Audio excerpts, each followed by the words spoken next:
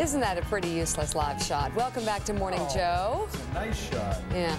With us now, I like this better, Republican Representative from New York, Peter King, joins us on the set this morning. Okay. You say there's a little bit of a cloud. First of all, we're Scarborough. I mean, he's always mouthing off. I'm here, and he's not here. It's outrageous. He is on assignment. Because You think he's afraid? He's a barefooted hillbilly, and I bought him a new pair of shoes. Oh, saying he's not here. No, it's okay. Next time he's on, I'll give it to him. He's afraid to be here with you. He is. He really is. Yeah. Well, no, he's on assignment. I'd rather have Mike here anyways. Much nicer guy. Why is there a cloud hanging over the New York Senate choice here?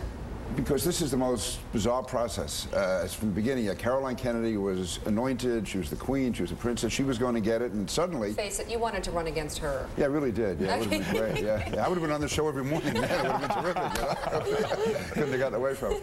But, and then suddenly she leaves the race. She's back in the race 4 or 5 times in the course of last Wednesday night. She's in and out. And then suddenly, out of nowhere, we have Kirsten Gillibrand gets it. I mean, there's so many people more qualified than her in the Democratic Party.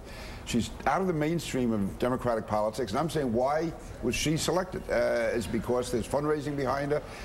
You know, what was the deal that was made? But why does it matter? Isn't it his choice? Oh, he has the right to do it, but I think the people from New York, there's really a cloud over this. There's really a crisis of confidence. This whole bizarre process was made more bizarre by picking the most unlikely candidate out of nowhere. So, I mean, it seems too simple, I suppose, but this would seem to be a bizarre indictment of a system where you don't let people vote.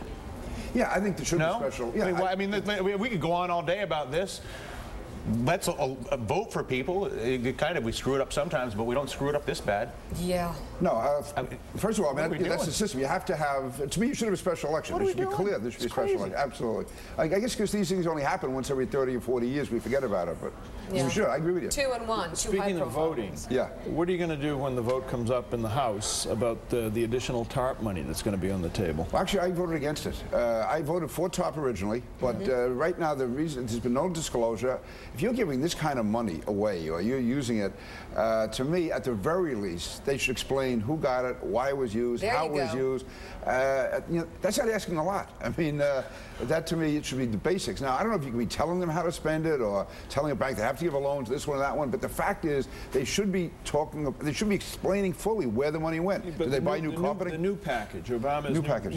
What are you going to do there? That's the stimulus. That's a tough vote. I have to see what's all in there, because being very selfish about it, it looks like a pretty good bill for New York. If I'm looking at it nationally, it may not, to me, it may be too much adding to the debt. There could be too much special projects, but there are specific areas in there which address New York as far as Medicaid reimbursement, where New York has gotten a terrible deal over the years as far as a funding formula. And that extra Medicaid money, we're talking about up to $7 billion, goes a long way toward relieving property taxes. Will you get us better terms? I've talked about this at length. You and I just talked about it with TARP. You have more leverage this week and the next 2 weeks than I will argue you will have as a politician in your life ever again. You are approximate to $1 trillion pool of money. We're about to drop a money bomb, nitrous, on America to try to make this economy light back up. At the very least, can we stop and evaluate the system? Healthcare's in the employer's back. That's hurting them. Gas goes up and down. We don't know what cars we're going to drive. There's all these aspects, whether it's tax policy or all the rest of it, where if you're going to stimulate the economy, let's try to stimulate the economy and fix the system before we do it. In other words, whether it's Google for government, I don't care how you go about it.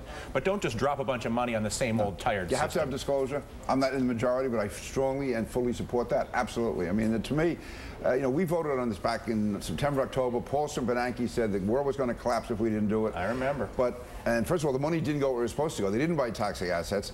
And then we find out that these banks and corporate won't even tell us how they spent the money. And then you see Thane last week. And Chuck Schumer also said they would explore clawbacks for the executives on the jet and whatnot. Would you be in favor of looking at clawbacks for bank CEOs? Yeah, I mean, I don't want to be playing avenging angel here. To me, nobody does. The more important thing, again, I may. But you need confidence. An absolute full disclosure. I agree completely. Yes. Your father was a New York City cop. He was, yeah. What happened in your childhood that you became a Republican? I mean,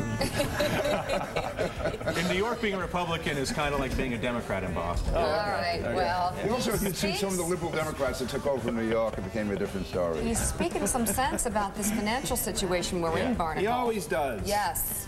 We want a war on Big things stupidity. are coming your way. War on stupidity. You know, all of us could be out of a job then. That's true. I don't want to carry that too far. Yeah, please don't do that. True. It's My children want to eat. All right, coming up, New York Times' Mark Leibovich on his